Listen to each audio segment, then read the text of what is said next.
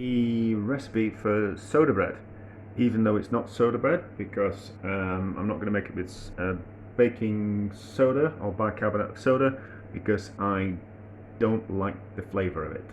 So I'm going to use self-raising flour, and I'm going to use some baking powder as well, even though the self-raising flour has already got baking powder in it. I know this is kind of quite sacrilege, so it's not really soda bread, so I don't know what it is. I don't know what we're going to call it, and I'm not even going to use buttermilk. I am going to use the leftover whey from making the ricotta at the weekend. So it works. It's one of those things. So we have got 430 grams. It's a funny recipe. It's not straightforward. So we've got 430 grams of self-raising flour. We have got 300 milliliters of whey. We have got a teaspoon of baking powder, and we've got half a teaspoon of salt. Once we put the whey in, we need to be quick, so we'll talk about something else first. I'm going to make it in a loaf tin. I normally put them on on baking parchment and just bake them in a rough round, and score through them. But I'm going to cook it in a loaf today, and I've lined it with baking parchment.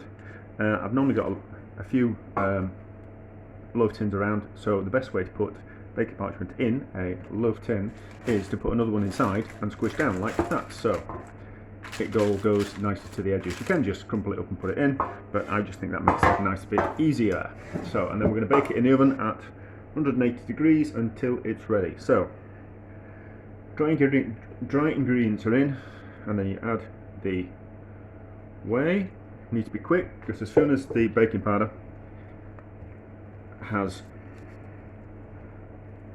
gets in contact with the whey, it wants to start rising, so we need to be fast. And it's a rough, shaggy mess, which is fine. I do make it with, I tend to make soda, it's not soda bread, but I tend to make this with whatever I've got laying around, so I'll do a video on the other things that you can make it with, but it's just an easy recipe. There's no kneading, there's just a bit of mixing and a bit of baking, and it's ready as soon as it's cooked. It doesn't keep very long. Once you kind of make it on the day, and you need to eat it on the day, as it goes stale rather quite quickly. You can do other things with it once it's made. So if it goes stale, you can turn it into other things. Get those bits off my fingers. But if you're going to eat it, it's best off eating fresh with butter, almost straight out of the oven. Anyway, so get those bits off, then that goes straight in the oven, 20-25 minutes, and we're going to score on top. I'll score on top once I've cleaned up my fingers, but my fingers are a little bit of a mess. So straight in the oven, and away we go. Out the oven after 25 minutes, nice and crusty on top. We'll get it out of the container. Don't want it to burn anything. And then you can see how much it's risen and puffed up. And then just let it cool, and then we'll cut into it and we'll see what it's like inside. Right, it's cool. It's still a little bit warm, but nice and crusty. Cut it in half, and then we'll have a look.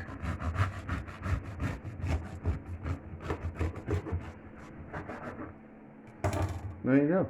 Who would have thought the whey from ricotta would make soda bread? Lovely, light and fluffy. Try that bit in a bit.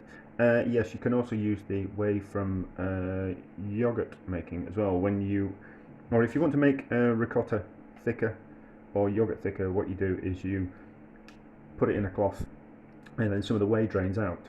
The same process works for creme fraiche as well. So any of those waters that you get out from the yogurt, the creme fraiche, or the ricotta can be used to make soda bread. Well, it's not really soda bread, because I don't like soda. It's just got a horrible aftertaste, and I don't think anyone really maybe it's just me, but I think people are kidding themselves if they're saying it's nice. But anyway, that's me. That's soda bread made with whey. Easy peasy. Give it a go.